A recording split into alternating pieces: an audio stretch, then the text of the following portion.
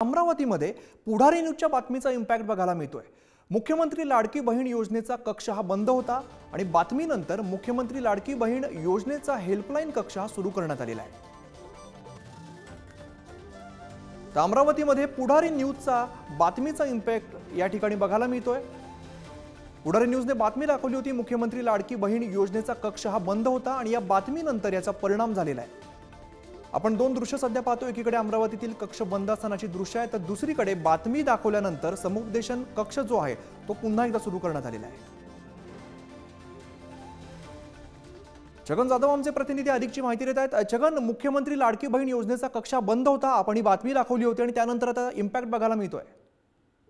नक्कीच अमित, पुढारी न्यूजच्या बातमीचा इम्पॅक्ट झालेला आहे, कारण अमरावतीमध्ये ज्या पद्धतीने लाडकी बहीण योजनेचं जे एक मदत कक्ष जे तयार करण्यात आलेलं होतं, त्या ठिकाणी सकाळी पुढारी न्यूजने बातमी दाखवली, त्यानंतर प्रशासनाने त्या बातमीची दखल घेतलेली आहे आणि पुन्हा एकदा ते हेल्पलाईन कक्ष जे आहे ते सुरू करण्यात आलेलं आहे। जवळपास सुरू झाल्यापासून महिलांचे 100 कॉल आतापर्यंत आल्याची माहिती त्या महिला अधिकाऱ्यांकडून दिलेली आहे आणि या 100 महिलांचं मदत कक्षांकडून मदत जी त्यांना पाहिजे होती ती मदत त्यांना देण्यात आलेली आहे।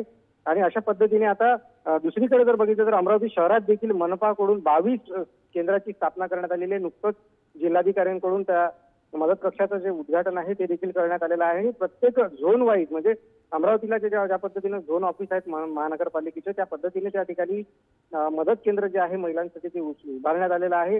एकंदरीत ही संपूर्ण जर परिस्थिती पाहिली तर हा पूर्ण पुढारी न्यूजचा इम्पॅक्ट झालेला आहे, कारण सकाळच्या वेळी ज्या पद्धतीने आज शनिवार आहे आणि शासकीय कार्यालयांमध्ये सुट्टीचा दिवस असतो आणि अशा वेळेसच प्रशासनाकडून हलगर्जीपणा करण्यात आलेला होता आणि हीच पुढारी न्यूजने याची बातमी केलेली होती। त्यानंतर प्रशासनाने पुन्हा खडबडून जागं झालं आणि पुन्हा एकदा समुपदेशनाचं कार्य जे आहे ते सुरू झालेलं आहे। आम्ही छगन, हा जो कक्ष बंद होता तर त्या संदर्भात प्रशासनाकडून त्याचं काय स्पष्टीकरण आलेलं आहे का?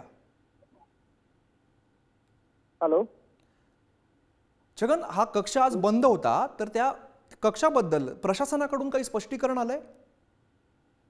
ज्या पद्धतीने काल बैठक झालेली होती जिल्हाधिकारी कार्यालयामध्ये आणि सर्व म्हणजे जिल्हा परिषदचे या संदर्भातले महिला बाल विकासचे सर्व कर्मचारी अधिकारी या बैठकीला उपस्थित होते आणि त्यामध्ये एक निर्णय घेण्यात आला, कारण राज्यातलं हे पहिलं अमरावती जिल्ह्यातलं केंद्र आहे की ज्या ठिकाणी महिलांसाठी मदत होते आहे आणि त्या पद्धतीने त्याची वाटचाल करण्याचे देखील आदेश जे आहेत ते देण्यात आलेले होते।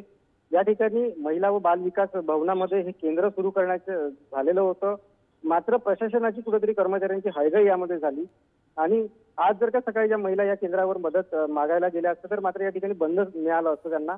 मात्र पुढारी न्यूजने ती बातमी दाखवली आणि त्यानंतर महिलांना आता मदत मिळायला सुरुवात झालेली आहे। खरं तर हा पुढारी न्यूजचा इम्पॅक्टच झालेला आहे आणि मदत केंद्र निश्चित छगन, पुढारी न्यूजचा इम्पॅक्ट म्हणावा लागेल। धन्यवाद या सगळ्या सविस्तर माहितीसाठी।